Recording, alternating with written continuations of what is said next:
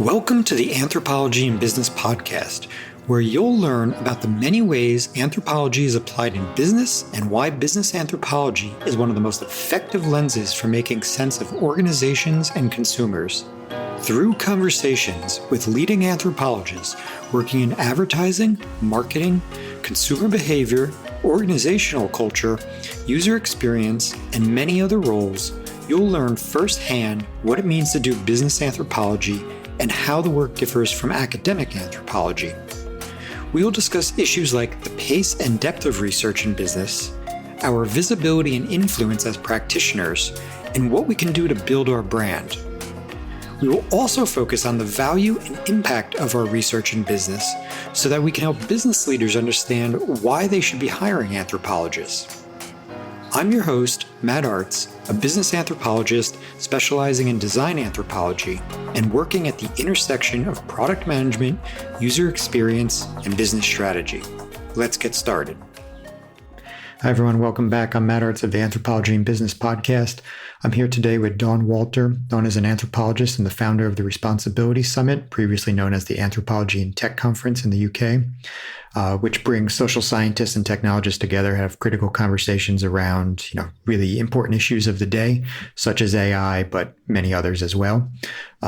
We'll get into the summit a bit in the podcast for sure, but also today, I think we share a common interest in seeing anthropologists go into other roles, which is to a degree a portion of what you're trying to do with the summit and the podcast. So maybe we can talk about, anthropologists in product roles and in, non-research roles, whether that's writing, leadership, whatever it could be.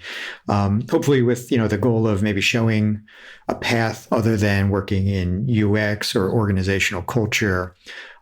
So Dawn, thanks for coming on. Would you start by sharing how you came into anthropology?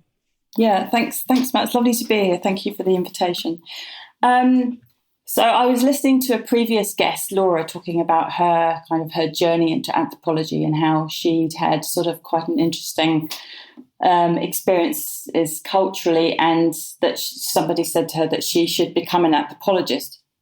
And it made me laugh because I think about my childhood and how anthropology, it was almost as if anthropology was kind of holding up this big sign going anthropology, because my father was an academic. He was an electrical engineer, and he went to teach at a university in Tanzania, Dar es Salaam, which is in East Africa. This is going to date me, but this is when it was in the 70s.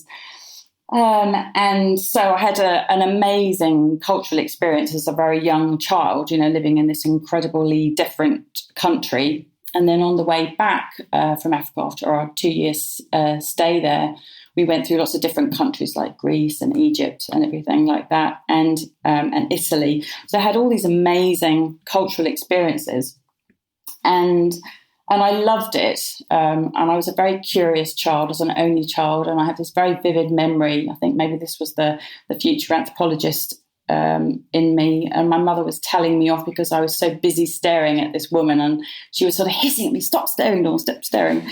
And so there's that sort of curiosity in people and what they do and how they behave, and I still stare a lot to a degree, but I had to put my sunglasses on so I can stare surreptitiously.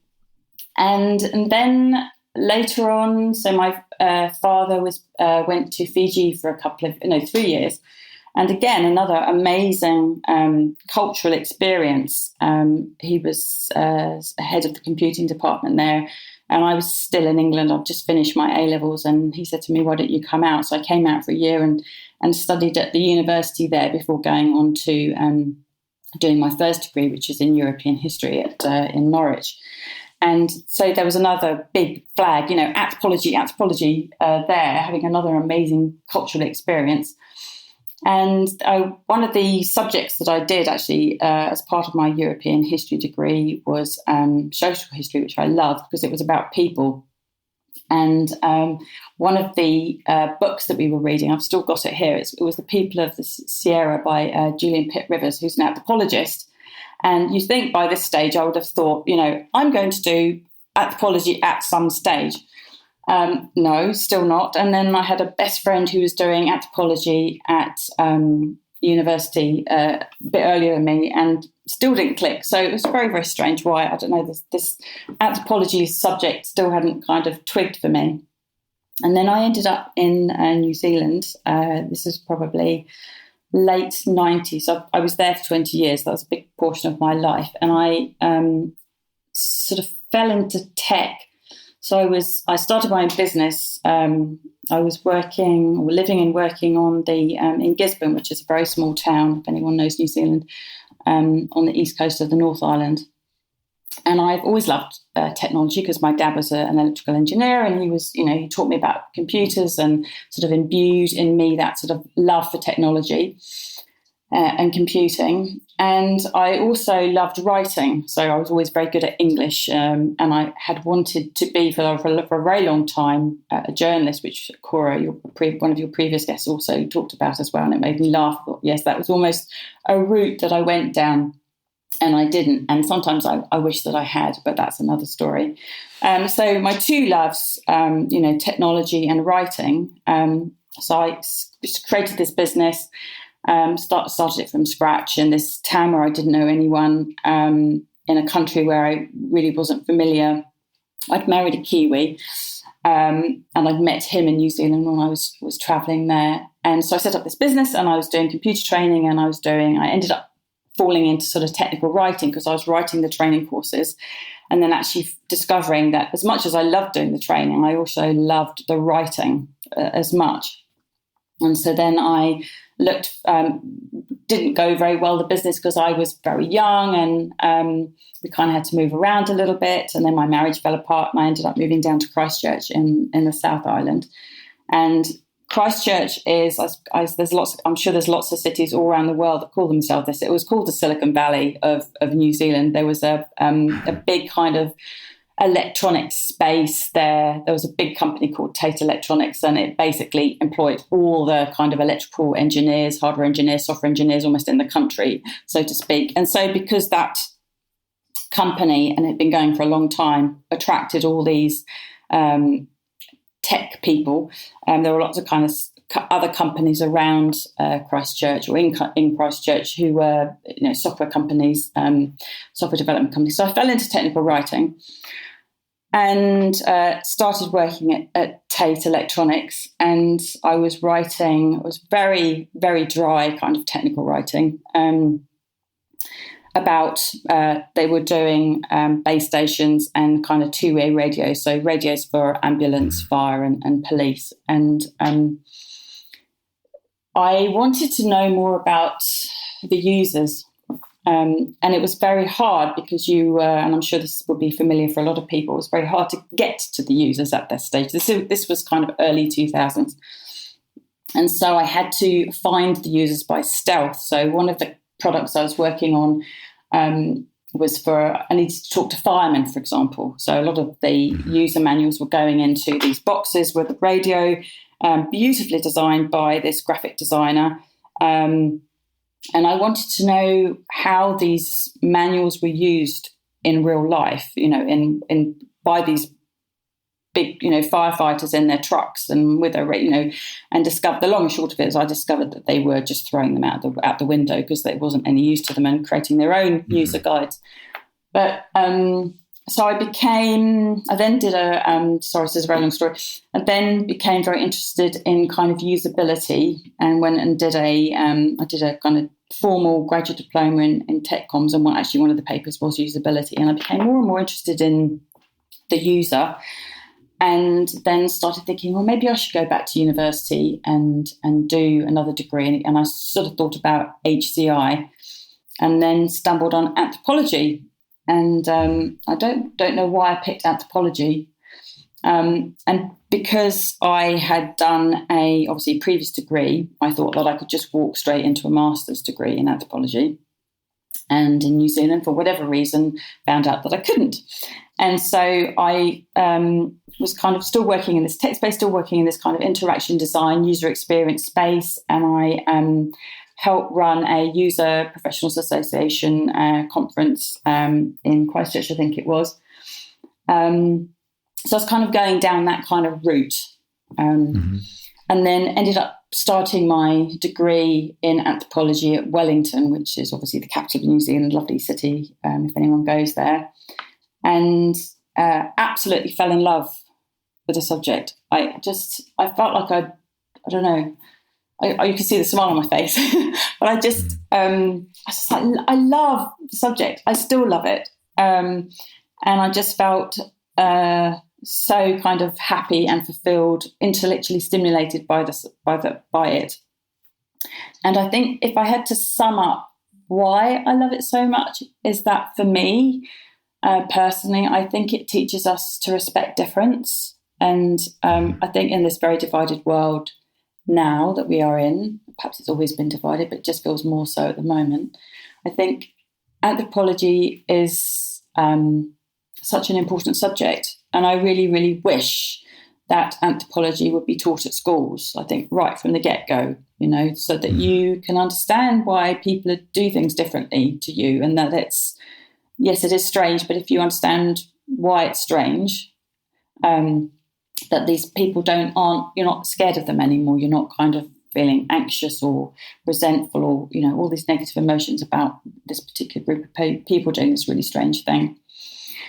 So I finished my degree, went on to do my honours year. It's a slightly different system in New Zealand. It's a bit like Scotland. Your honours year is a separate year. So I went on and did that, and was sort of working still part-time in the kind of tech world, doing training, doing tech writing, often with software companies. And then I had to put that down for a little bit. There was kind of a big earthquake in the middle of all of that in Christchurch, which I laugh about now, but it was terrifying at the time. It was very, very big, and 200 people died. And so I was sort of starting to do my master's, and then because of what happened in Christchurch, I decided to move to Auckland. Again, working in another tech company, and then finally decided to do my master's. And I think at that point, I realised that I wasn't going to stay either in academia or New Zealand. And so I decided to come back to England, and I didn't know how to use the anthropology. There's not an applied kind of scene, I suppose, in New Zealand. I'd never, in all the time that I'd worked in tech as a technical writer alongside, software engineers, product designers, interaction designers, usability experts, I'd never, ever come across an anthropologist. So I didn't kind of have a picture in my head of how I could use anthropology. I'd sort of vaguely heard, or maybe I could do something with it. And I wasn't quite sure how at that point. So made the big shift back to England. Hadn't been here. Well, I've been here, but hadn't lived here for 20 years. So it was, as you can imagine, it was a pretty big culture shock coming back to England. And then so this is 2017. And then after a period of time, after I was kind of settled in, I obviously bought a house, did the house up, or made it look nicer. And then I thought, well, I really want to use anthropology. How can I do that? And I knew that I didn't want to be an academic. I knew that I had a business previously, so I knew how to set one up. So I thought, well, I'll start a business and let's see what happens. Many grateful thanks to Sam Ledner for writing Practical Ethnography, because that was a kind of really important book for me to read. And I think if anyone, for me personally, I think if anyone wants to set up a consulting firm, then start with that book, because it was enormously helpful to me. And there's lots of things about setting up a consultancy or a business. And one of the things I've discovered about myself, and perhaps something that we can come back to later, is that you have to have many hats. And I'm much more comfortable with the marketing hat. I'm very happy with the research side of it. I'm not as happy in the kind of account hunting role. And I think that's a particular personality type. And I've learned that I can sell the conference really well, I found. I'm not so good at selling myself, and I don't know whether that is I think possibly because it's me, I'm having to sell myself rather than the conference. It also might be a female thing as well. I think women particularly don't think they can do things, or they hold themselves back. That's also something I've learned this year. And if there are any women listening, I definitely recommend reading Playing Big, which is a fantastic book. Thanks for sharing all of that. It was very helpful. Seeing how, you really kind of came into tech with the sort of the inspiration maybe from your father.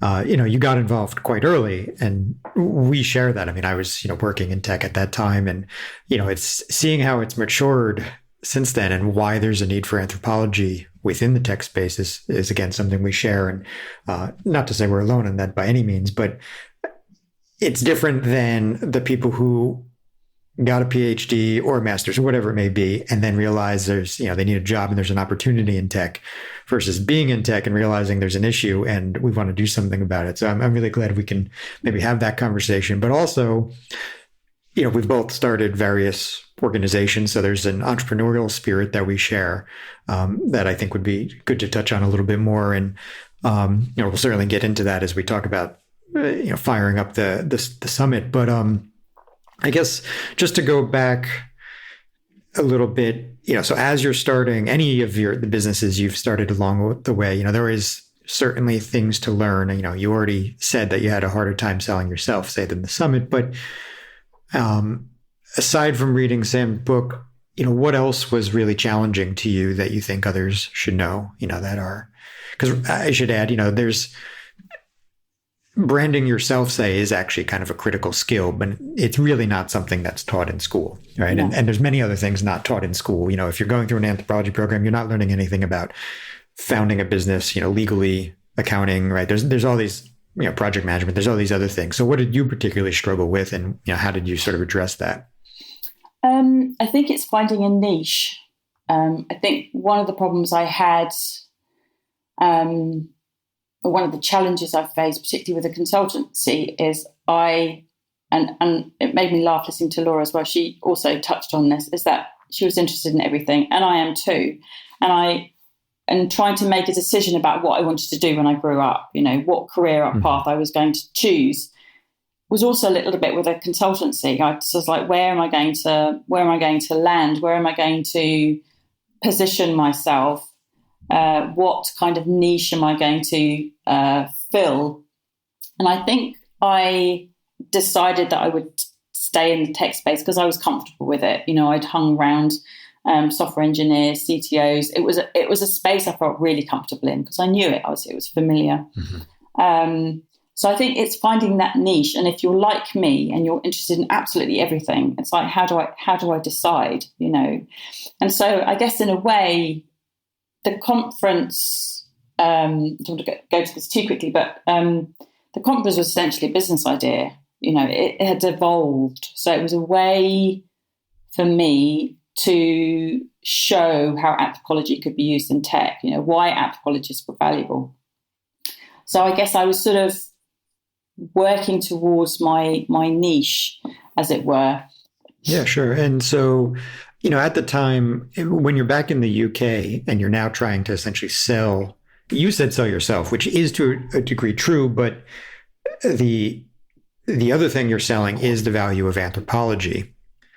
And so how was that in the UK at that time? Was there an appetite for it?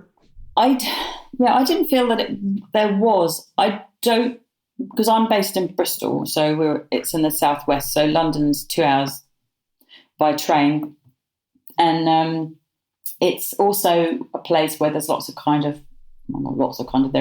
there's lots of tech companies, and they've also got a long history of tech happening here. So I think I was quite surprised, to be honest, how there's lots of usability stuff. Like there's a big kind of digital community here. There's lots of usability stuff, but I don't think anybody had heard about anthropology. I felt like I was the first business anthropologist in Bristol. And so again, I was in a city where I didn't know anyone. I was in a country I hadn't been in for 20 years, didn't know the culture anymore. Starting a business from scratch. and also up against a city, or not up against, but, in a city that didn't really know anything about anthropology. So I was, at the bottom of this mountain, essentially. So yes, I was a bit perplexed about that. I thought that everybody would know what anthropologists did, and discovered that actually that wasn't the case. So there was I had to do a lot of educating. What is an anthropologist? What do we do? And sort of being familiar as a technical writer, taking jargon and translating it. You're having to do that again. Taking something that isn't widely understood, and then trying to put it in such a way or explain it in such a way that people understand it. So there was a lot of educating that had to be done. So that's great. And that's kind of where I was trying to get to. So, as a writer, you're essentially a communicator. You're kind of telling, stories, if you will. And so that's another, storytelling is something that's not really like taught in school as like as a skill that is valuable in the workplace. But of course, it is valuable from the moment you start applying for jobs, through your whole career, and the need to get buy-in on projects, the need to help people realize, the findings and the insights that come out of the research or whatever role you're in. So for people who are listening that maybe haven't had practice selling anthropology yet, what did you find that was valuable either at that stage of your career or maybe more so now in the way you're pitching, the value of the summit? Is there anything that seems to really resonate with people to help them realize what we contribute? I think it's pulling it back to people all the time. We understand people,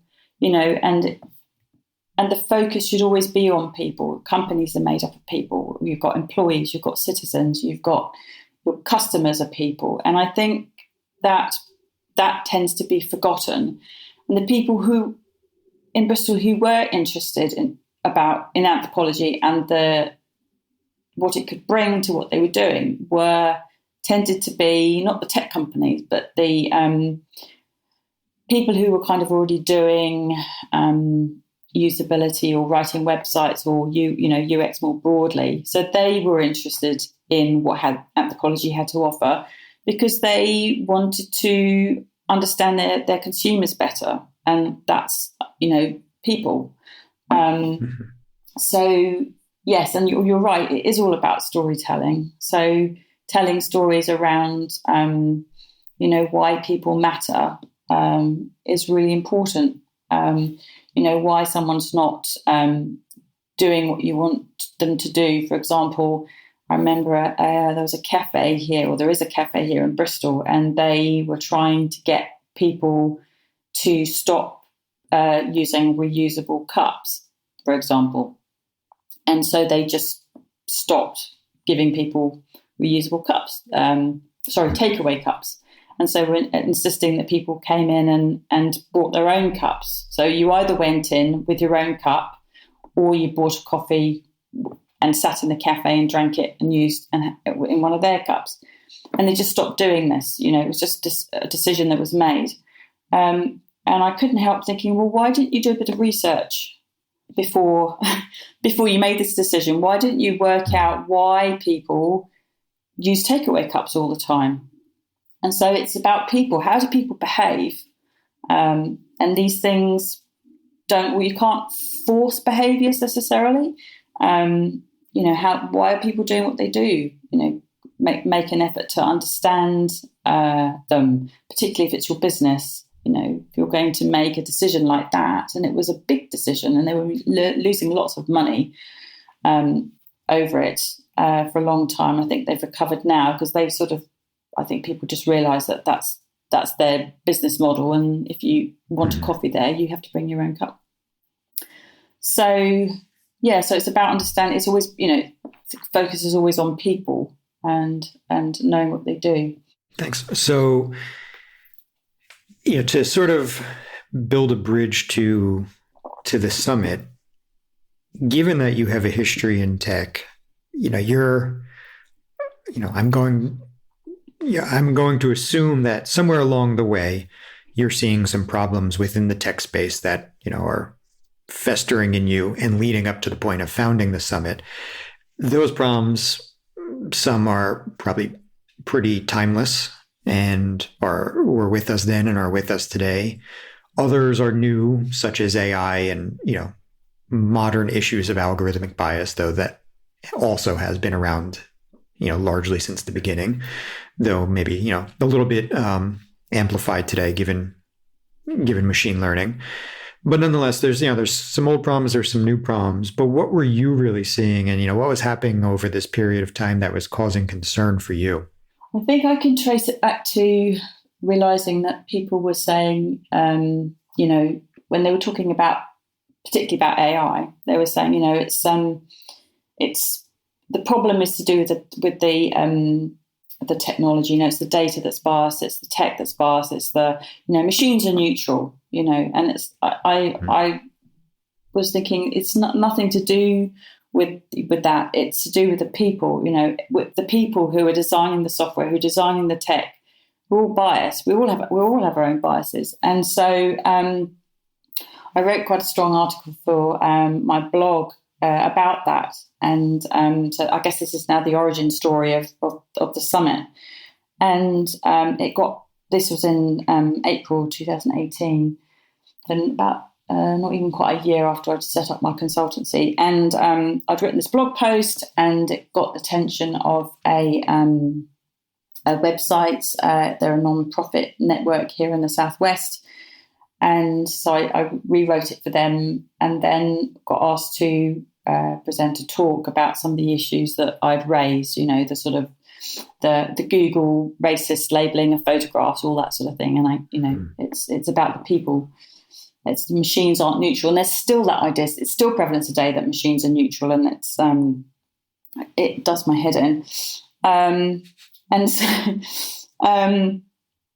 And so I got this idea that, we really do need social scientists. We really do need anthropologists in the tech space because it's all about the social cultural. And I was hearing a lot of, it's all about ethics. It's all about ethics. And ethics are also cultural, and they also change over time. I remember giving an example actually at the very first summit when I did my welcome speech, and I was talking about ethics. Arranged marriages used to be quite normal in Europe last century or the century before, and now we look at them askance. But that's because things change over time. Culture changes, and so I felt very strongly that it wasn't just about ethics, and we needed to get the social scientists involved, particularly anthropologists, because I'm an anthropologist. And so I thought, I'll start a conference, as you do.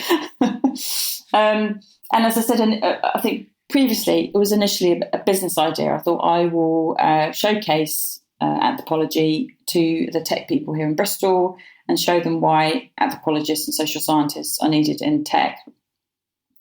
And then I think, I can't remember when the switch was. I can't pinpoint it exactly, but there was a point at which I realised, actually, I don't care about that so much in terms of helping my business, because initially the idea was to help my business and to showcase what anthropologists could do.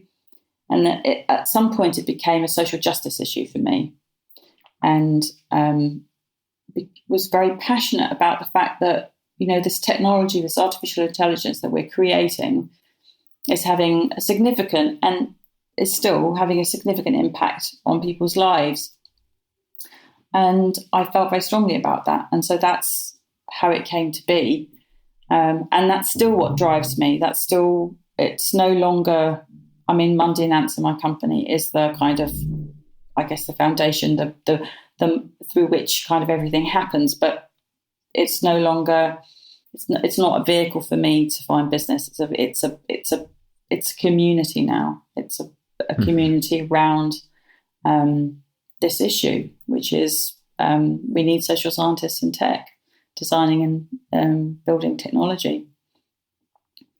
So we'll come back maybe to the social focus in a second. But one of the things that I do think is interesting about it, and it's not that you're completely alone in this. I mean, I think Why the World Needs Anthropologists tries to do the same. Epic seems to do the same in the States. But, it is explicitly trying to bring together different parties.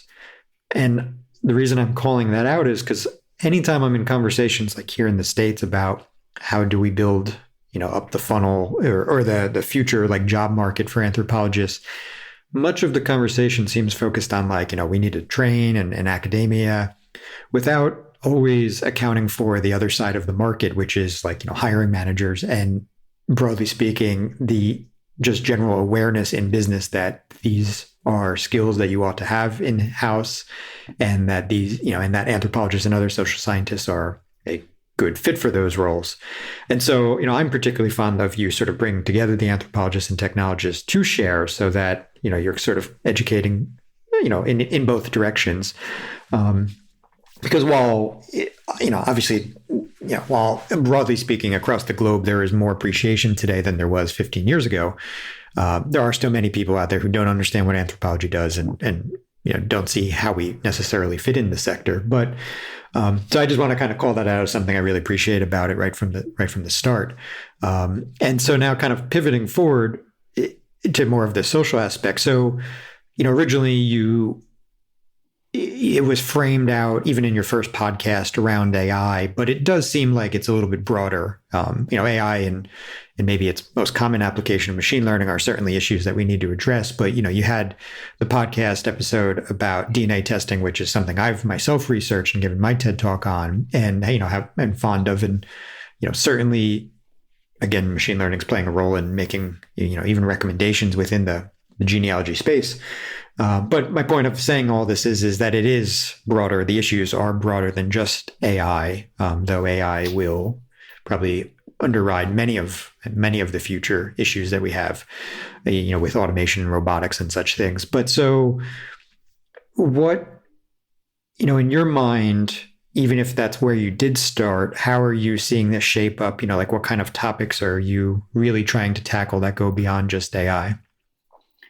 I think I realised over the course of, I think between the second conference in 2020 and then in the planning of the next one, behind the scenes, I have sort of people I bounce ideas off of who don't necessarily, I organise the conference single-handedly, but I bounce ideas off of people.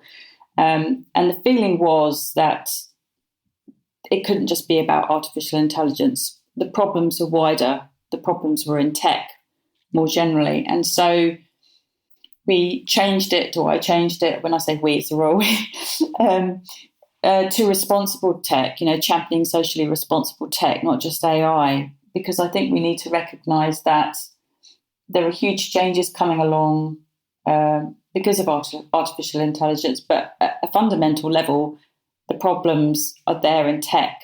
It's not just, they're already there. We know they're there. And so I wanted to broaden it out.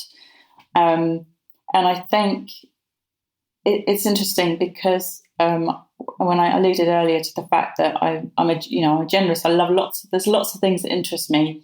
And in some respects, that is reflected in the conference because for me, it's like this intersection of so many different things. You've got technology, you've got design, you've got social science, you've got law, you've got policy.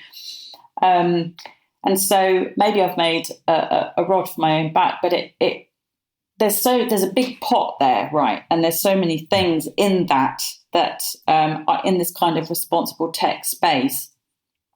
And so you can really explore so many different things, as you've seen with the podcast, as you alluded to. You've got sort of med tech, fintech, anything in that kind of responsible tech space. So that's why I wanted to broaden it out and have a broader conversation about technology more generally and not just artificial intelligence, because the problems are still there and we need to be talking about them.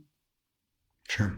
Yeah. And data, privacy, law, as you say, right? All those things. Exactly. And so, yeah, there's a lot. And even just the culture of tech, as even the organizational culture of tech, to tie it back to maybe where business anthropology kind of starts, right? Just even the inclusivity of hiring practices, or actually even like the use of AI now in hiring, right? There's so many issues to dive into for sure, which is great to see, another community popping up around this. But I guess that raises the question, how are you building a community? What are you doing? I mean, a summit is one thing and the podcast is another. Of course, they contribute. But, what have you learned of how to sort of self-organize, a new community, both online and off? Yeah, I think because it is such a broad community, which is lovely. I think that's one of the, and this is probably the case for EPIC as well, because the core thing for EPIC is ethnography, and the core thing for the summit, for the Response-ability Summit, is responsible tech. So in terms of building a community, I felt that it almost, in some ways, it almost creates itself, because one of the loveliest feedbacks I had for the summit was that I've created a home for people where there wasn't one previously. So there's something in there. There's something in the summit that really speaks to people, and I suspect that it's layered. It's probably it's that layering of social justice, tech, data, feminism, lots of things, design, anthropology, lots and lots of things that kind of coalesce, come together, and I think that creating a community, I do consciously try and bring people in. I think obviously the summit in and of itself brings people together, and people network and create the community themselves in a way. And then there's also that sort of nurturing of it. So we've got a book club, and we've got the podcast, as you mentioned. And I'm starting to do sort of smaller events so that between the conferences or between the summits, there are places where people can come together over a subject of interest, mutual interest. And then there's the newsletter as well that kind of brings people together and to share things with them. And then we've got people writing occasionally for the website as well. So, and then, obviously social media and LinkedIn, all those sorts of things. So there is a lovely big community who care passionately about creating responsible tech. And it's very rewarding. I think if you'd said to me, and I've had this conversation before, if I knew what was involved, and it's a lot of hard work, it's a lot of heartbreak, a lot of sweat and tears in creating this conference, I probably wouldn't have done it. But then sometimes it's that I look back and I think there was a lot of naivety when I started, because I literally thought, I'm going to create a conference, and I just went and did it. And I look back now and I think I must have been completely bonkers, to use a very British word. There was just sort of this absolute blind faith that it was going to work out, it was going to be okay. And it has worked out marvelously, and it is okay. But yeah, it's that, I don't know where that blind faith came from. I think in some respects it was just that sort of fire in my belly, that social justice fire that was burning and that has kept me going through some tough times. But I think that, so we've got a lovely community, and I think I look forward to seeing where the summit will evolve, for sure. You just mentioned in there, you have to be bonkers to do it. I've never really had the chance to probe into that while on the podcast, but you maybe want to share a little bit, for anybody who's inclined to organize. Can you maybe dive a little bit deeper into the process of starting, a summit, and what you've learned along the way, if anybody else wants to start something? Yeah, if you're going to take on something as big as a project, as a conference, single-handedly, it's effectively, I've started another business, essentially. Be prepared to put long hours in. Actually, just don't think about it, just do it, literally, because otherwise you're going to be paralyzed by fear. If you're going to organize a conference and you're passionate in it, absolutely go for it. And there will be tough times along the way. Find a support person. I had at least one support person rah-rahing in the background. And when things got really, really tough, I was texting. I remember sitting in an airport waiting for a flight to Copenhagen, and texting my friend, and she was going, "You can do this. You're brilliant. You need someone to do the rah rah. So find your rah rah person, and you're going to have to dig deep sometimes, particularly if you're creating." So I think the conference is quite different. I think it was quite challenging for some people. So it was challenging the status quo, really. So if you're going to do something that challenges the status quo, be prepared for pushback, and you're going to have to, really be strong in yourself, be strong in your belief that you're going to create this space, this community. Everyone else be damned if I'm allowed to swear on this podcast. Just hold fast to what you believe in. I think in terms of like if you want to get down to the kind of nitty gritty of putting a conference together, you probably don't want that so much. I don't know. But it's a lot of work, obviously, which I've already alluded to. I think the success is to do with, I love the curation of it. So my favourite part is the curation, finding the speakers, creating the programme. And each year I've tried to do something a bit different. So the very first one was literally just, trying to bring these two worlds together and finding the right speakers who would speak to both worlds, and sometimes who would intersect both worlds. So we had Julian Cornabis, who was ex-DeepMind and was a very, very engaging speaker. He's a machine learning PhD, big brain, but ultimately understood what the conference was trying to do. And so he spoke in a very clear way, jargon-free way, to both sides of the camp, both anthropologists and technologists. And then we had the wonderful Simon Roberts, who makes anthropology really clear for everybody. We had Anna Kira, the same.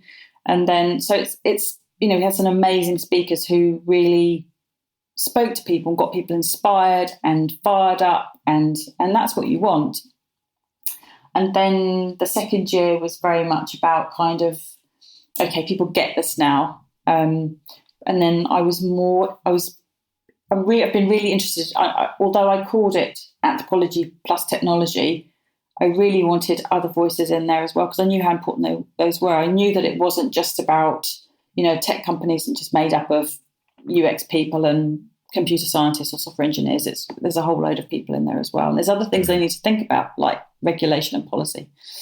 And so I really wanted to bring more of those voices in and make it truly interdisciplinary. And so I picked speakers, I invited speakers, so I always pay invited speakers. And then this year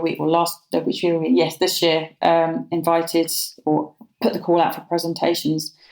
I think a major roadblock is funding. Yes. Oh, absolutely. Right. Yes. Yeah. So did you learn anything in that space? Because, there's lots of things that people would like to start. I mean, even, we had talked prior to recording that, even just the time and cost of running a podcast is, it's substantial in its own right. Not like putting on a conference, but it's an effort, and there's costs associated with that. And so there's lots of people are sort of creators in spirit and want to do something, but oftentimes, cost is maybe an issue. And so what did you do to fund this? Did you go out and seek funding or? Yeah. So the first year, so your main cost when you're running a conference or a summit or anything like this, particularly in the physical, the first year was at an event space here in Bristol. So you've obviously got to pay for the venue. If you've got speakers, you generally have to pay them an honorarium and pay for accommodation and travel. So those are really big costs. So and then catering as well. So those are your big costs. So I think the lesson I would take initially is try and find an institution, and I did try, but it wasn't successful the first year, try and find an institution that will support you if you're going to do something like this. So that will host you, so a university or something like that, because then you've cut out one of your biggest costs, which is venue. In terms of paying your speakers and their honorariums, the travel and accommodation, that's also another huge cost. So you either need to go and ask for funding, whatever funding that's available in your country. The second conference I got ESCRI funding, which is the Economic Social Research Council funding, which enabled me to pay all my speakers. And then you need sponsorship. You need companies to come along and give you money so that you can help pay for all the costs, the venue or the speakers or whatever it happens to be.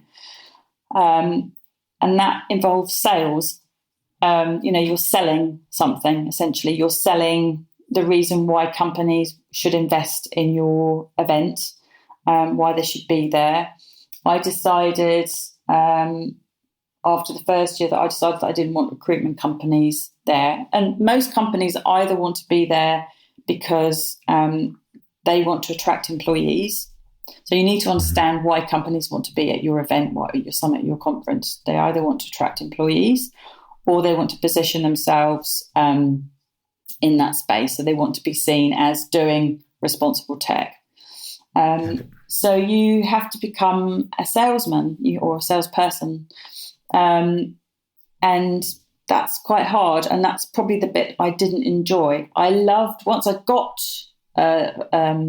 won, a company over and they'd agreed to sponsor, that bit was lovely, engaging with them and inviting them onto the podcast and having them involved and everything. That was lovely. So I think I'm definitely an account manager.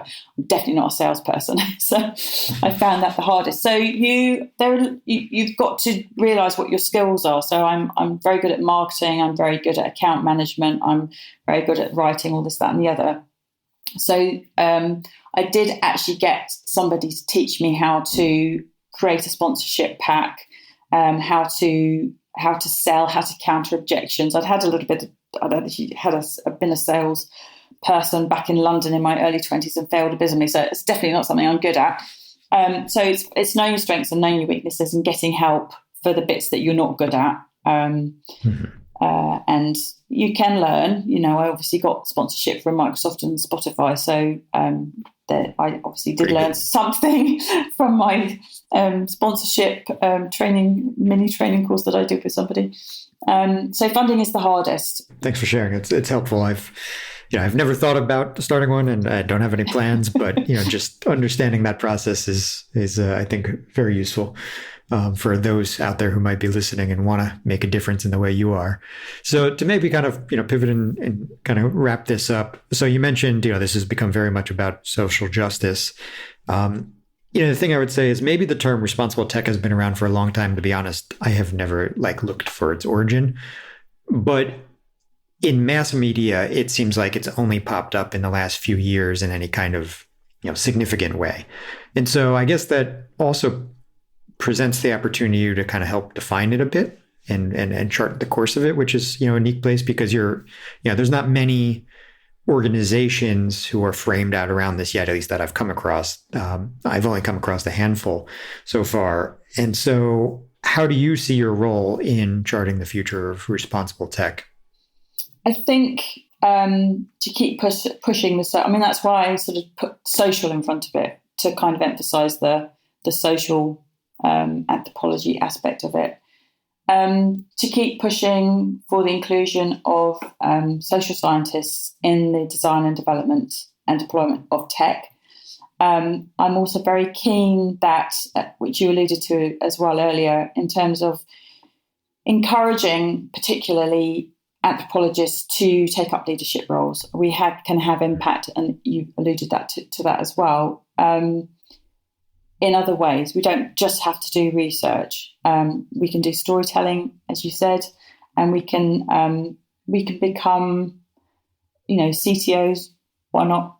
To do a, CTO, CEO, and we can have. So I think that's what we need to focus on. It's wonderful that people want to do research. That's one way that we can have influence. But I do think that anthropologists need to step up and go into leadership roles and shout from the rooftops that they're anthropologists. I think that's really important.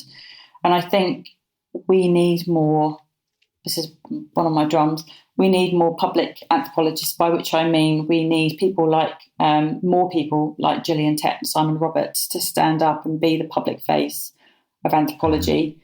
I think as a discipline, particularly in England, I'm feeling anyway, having only been back 5 years, that we still don't know what anthropology is in this country, not really, and they don't in New Zealand either. So I think to push this responsible tech thing, we need to keep identifying as anthropologists. We need to be ambitious and look for leadership roles. We need to look for ways to have impact. We need to talk about anthropology and why it's important and keep talking about it because technology is impacting everything that we do. And it's not going to go away anytime soon. I think those would be the main things that I would say, and storytelling as well. You know, how do we talk about anthropology? How do we explain why it's important? And I love what you said earlier, actually, educating in both directions. I think that we need to explain what we do and why we're important, and we also need to listen as well. It's not just a one-way street. We need to listen to what other disciplines are saying, you know, what technologists are saying, and step up and really make it interdisciplinary and listen and learn as well. Great. Perfect. Well, I think that's a nice way to wrap that up. So I'll leave it there. I can't say it better, but I guess my last question for you is if people wanted to, you know, learn more about the conference or yourself, you know, where should they be looking on the internet? So if you go to Response-ability.Tech, which is also the name of the podcast, so go there. And if you want to reach out to me, then do on LinkedIn. And then my consultancy is Mundy & Anson, which is mundyandanson.co.uk. But I love hearing from people. I love people reaching out and saying, you know, how do I be an anthropologist, or how do I get into tech, or, you know, so I love helping people. So do reach out, and I'm very happy to bring you into the book club or the conference or whatever it happens to be. Great. Well, Dawn, thanks for coming on. I appreciate all that you shared with everybody. So it was nice talking to you. It was lovely talking to you. I really enjoyed it, Matt. Thank you. Thank you for listening to the Anthropology in Business podcast. To learn everything you need to break into business anthropology and why business anthropology is one of the best lenses for contributing to business success, visit my website at mattartz.me, where I cover many topics related to business anthropology and beyond. There you will find all the podcast episodes, blogs, and news. Please like, share, and subscribe. See you next time.